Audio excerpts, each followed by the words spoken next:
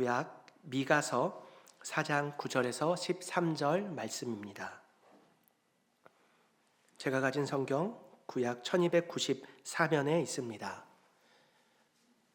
우리 다 같이 한 목소리로 합독하겠습니다. 이제 네가 어찌하여 부르짖느냐? 너희 중에 왕이 없어졌고 너의 모사가 죽었으므로 네가 해산하는 여인처럼 고통함이냐? 딸 시온이여, 해산하는 여인처럼 힘들여 나을지어다. 이제 네가 성읍에서 나가서 들에 거주하며 또 바벨론까지 이르러 거기서 구원을 얻으리니 여호와께서 거기서 너를 내 원수들의 손에서 속량하여 내시리라. 이제 많은 이방 사람들이 모여서 너를 치며 이르기를 시온이 더럽게 되며 그것을 우리 눈으로 바라보기를 원하노라 하거니와 그들이 여호와의 뜻을 알지 못하며 그의 계획을 깨닫지 못한 것이라. 여호와께서 곡식단을 타작 마당에 모음같이 그들을 모으셨나니 딸 시온이여, 일어나서 칠지어다. 내가 너의 뿔을 무쇠 같게 하며 너의 굽을 놋 같게 하리니 네가 여러 백성을 쳐서 깨뜨릴 것이라. 네가 그들의 탈취물을 구별하여 여호와께 드리며 그들의 재물을 온 땅에 주께 돌리리라. 아멘. 할렐루야. 저는 이 시간 미가서 4장의 말씀을 가지고 은혜를 나누길 원합니다.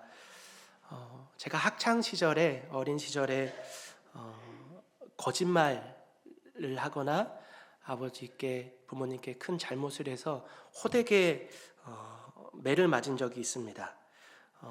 한번 흔치 않았으나 한번 매를 드시면 정말 엄하게 매를 드셨었는데, 아직도 기억에 남는 사건이 있다면 매를 밤새도록 맞고 잠이 들었는데 새벽에 즈음에 제가 잠을 깼는데 훌쩍훌쩍 하는 소리에 잠을 깨게 되었습니다. 아버지께서 매를 드셔서 멍이 들어있는 제 엉덩이에 우시면서 바세린을 발라주시고 계셨습니다. 잠깐 눈을 감은 채로 어린 그때 생각했습니다. 아버지가 때려놓고 왜 우시지? 아버지가 때려놓고 다시 약을 바르시는 건 뭐지? 병 주고 약 주시는 건가? 그런데 이내 그것이 저를 사랑하는 아버지의 마음에서 나온 것임을 분명하게 느끼게 되었고, 그 사건이 지금까지 제 기억에 남아 있습니다. 부끄럽고 죄송한 마음에 잠자는 척을 계속했었고, 저도 아버지 몰래 눈물을 흘렸던 기억이 있습니다. 부모는 자녀의 길을 잘못된 길로 가는 것을 지나칠 수가 없는 것이지요. 잘못된 길로 어떻게 될지 알고 있기에 더더욱 다그치시고 바로 잡으셔야만 했었던 것입니다. 그리고 그 책망의 목적은 고통을 주는 데가 끝이 아니고 반복된 죄에서 자녀가 돌이키기를 원하는 사랑의 마음에 있습니다. 오늘 저희가 함께 나눌 미가서는 구약의 선지서, 예언서라고 합니다. 구약시대 하나님께서 세우신 여러 선지자들이 있는데 그들의 역할은 백성들에게 하나님의 뜻을 전하는 것이었습니다. 오늘 미가 선지자는 그가 활동할 당시에 이스라엘은 남유다와 북이스라엘로 분열되어 있었습니다.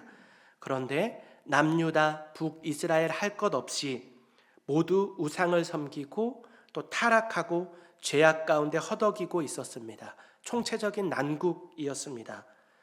미가 선지자는 그들에게 하나님의 뜻을, 그들의 죄악을 신랄하게 비판하고 하나님의 심판의 메시지를 선언합니다. 회개하라는 하나님의 명령에 순종하지 않는 너희 이스라엘아, 말씀으로 하나님께 돌이키지 않는 너희는 멸망하게 될 것이다. 예루살렘 성전 또한 무너져 내릴 것이고 너희는 흩어질 것이다. 우리 1장부터 3장을 보면 요약하면 내용이 이렇습니다. 강력한 하나님의 심판의 메시지입니다. 무시무시한 진노와 엄중한 경고가 가득합니다. 그런데 1장에서 3장까지 신랄하게 심판의 메시지가 있은 후에 오늘 4장 말씀은 그 진노하심에서 끝나지 않고 회복의 날에 있을 것임을 가르쳐 주고 있습니다. 이 심판이 영원한 것이 아니라 마치 매를 드신 후에 바세린을 발라주시는 것만 같은 내용이 오늘 등장합니다. 1절에서 8절을 먼저 요약해 보면 너희의 죄악으로 인해 너희는 심판받고 멸망하게 될 것이다. 그러나 그것이 끝이 아니라 끝날에 이르러 언젠가는 하나님의 전이 우떡 서게 될 것이다. 그곳에는 하나님의 임재가 가득할 것이고 말씀이 가득할 것이고 사랑이 넘치고 평안 가운데 회복될 것이다. 그리고 오늘 9절에서 마지막 절까지 내용 또한 그 회복의 메시지가 이어집니다. 오늘 9절입니다. 이제 네가 어찌하여 부르짖느냐 너희 중에 왕이 없어졌고 너희 모사가 죽었으므로 네가 해산하는 여인처럼 고통함이냐. 당시 이스라엘은 죄악으로 말미암아 아수르의 침략 가운데 고통하고 있었습니다. 왕이 잡혀가기도 하고 죽고 다른 나라에 조공을 바쳐야만 했고 모사들, 오늘날로 말하면 책략군, 국회의원 정도일 것 같습니다. 그들 또한 어느 누구 하나 도움을 줄 수 없고 소망이 안 보이는 것 같습니다. 네가 해산하는 여인처럼 고통함이 이 때문이냐. 성경의 극심한 고통을 표현할 때 등장하는 표현입니다. 10절입니다. 딸 시온이여 남유다 북이스라엘을 이르는 말입니다. 해산하는 여인처럼 힘들여 나을지어다. 어떤 의미입니까? 너희가 지금은 해산하는 여인처럼 고통하지만 고통하라. 그리고 그 고통을 당한 뒤에 생명을 창출하는 것처럼 이스라엘은 고난 뒤에 새로운 생명을 얻게 될 것이다 라는 것입니다. 이스라엘에게 해산하는 여인처럼 고통을 요구합니다. 새로운 시대를 맞이하는 과정에서 해산의 고통이 요구되지만 고통하거라. 그러나 그 고통을 견디고 나아갈 때 새로운 생명, 회복이 있을 것이다 라는 것입니다. 10절을 보면 회복의 과정은 이렇습니다. 첫 번째로 성읍에 나가서 예루살렘을 떠나게 될 것을 의미합니다. 둘째로 들에 거주하며 광야와 같은 인내와 연단의 과정을 의미합니다. 셋째로 바벨론까지 이르러 구원을 얻을 것이다. 우리가 잘 아는 것처럼 남유다 멸망하고 바벨론의 포로로 끌려가고 그것을 예언하고 있습니다. 그러나 그것이 도리어 너희에게 구원이 될 것이다 라는 것입니다.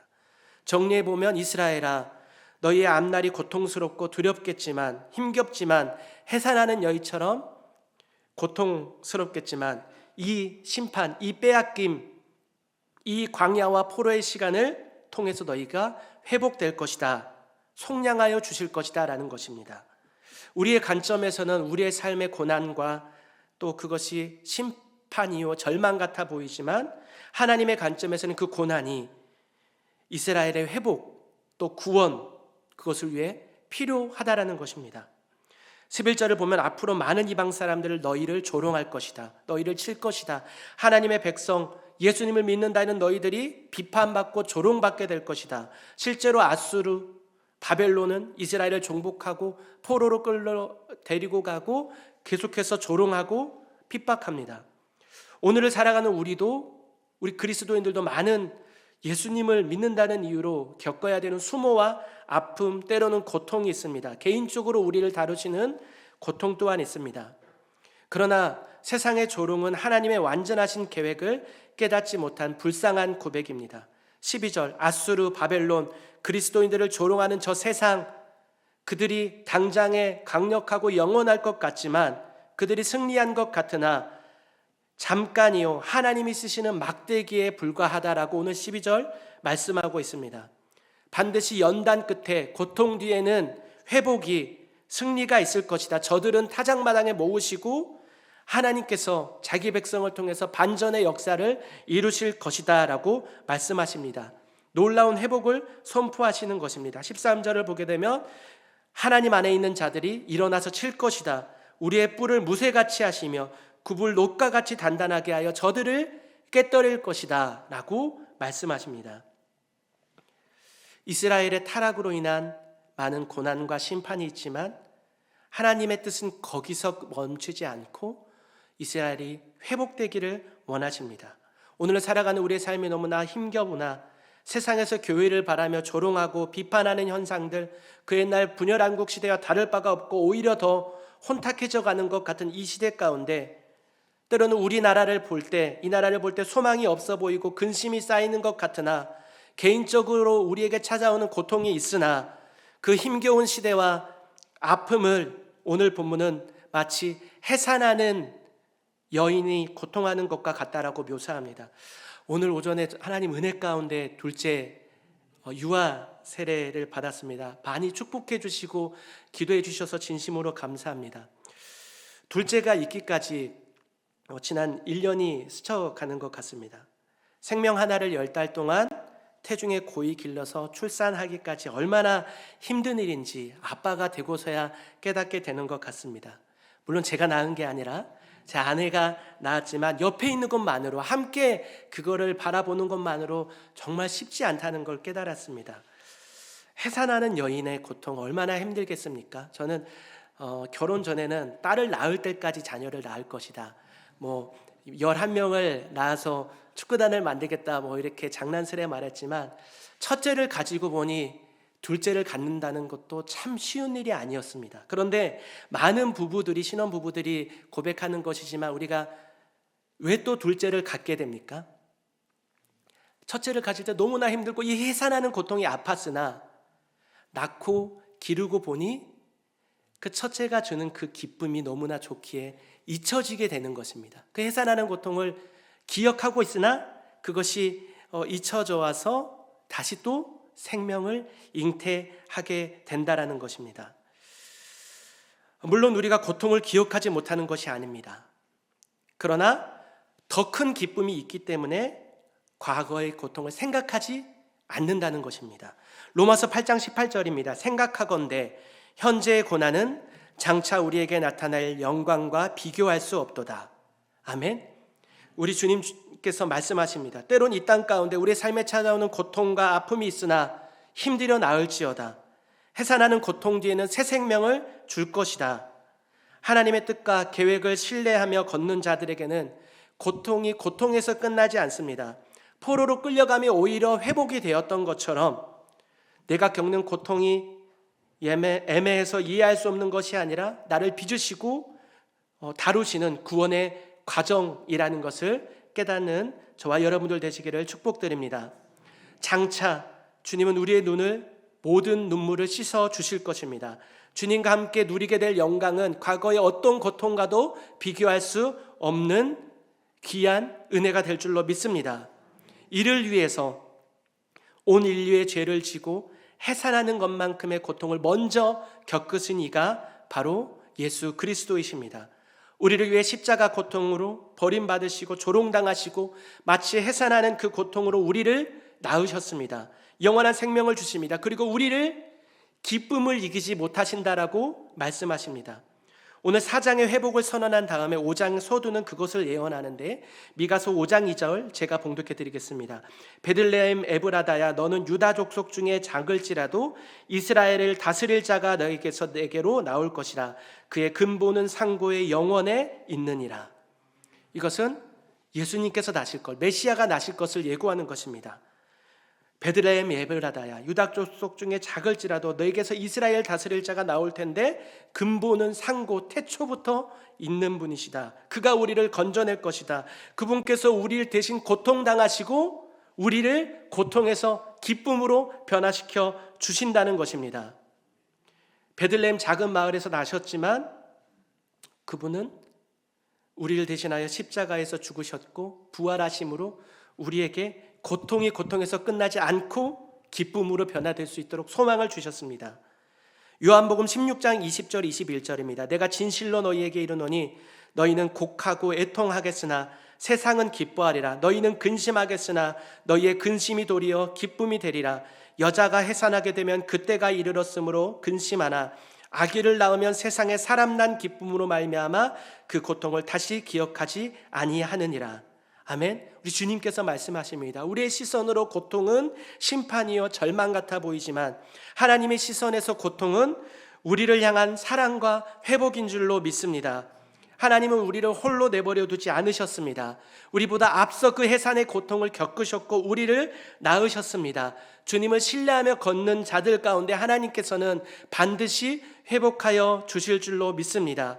그것을 믿고 잠시 우리 가운데 힘겨움이 있으나 장차 나타날 비교할 수 없는 그 영광을 기대하면서 오늘을 살아낼 수 있는 저와 여러분들 되시기를 축복드립니다.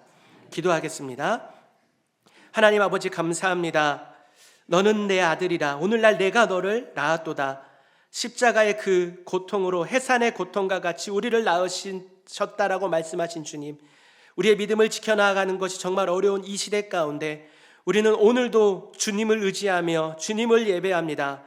때로는 고통스럽고 절망 가운데 있는 우리의 삶이 있으나 하나님은 우리를 홀로 두지 아니하시고 참 평안을 약속하셨습니다. 먼저 앞서 그 십자가 해산하는 고통을 겪으사 우리의 슬픔을 기쁨으로 바꾸어 주셨습니다. 절망을 소망으로 바꾸어 주셨습니다. 끝까지 남은 백성을 강하게 하신다 말씀하신 주님, 우리의 믿음을 굳세게 하여 주시고 놀라운 반전으로 우리를 이끌어 주시옵소서. 예수님의 이름으로 기도합니다. 아멘.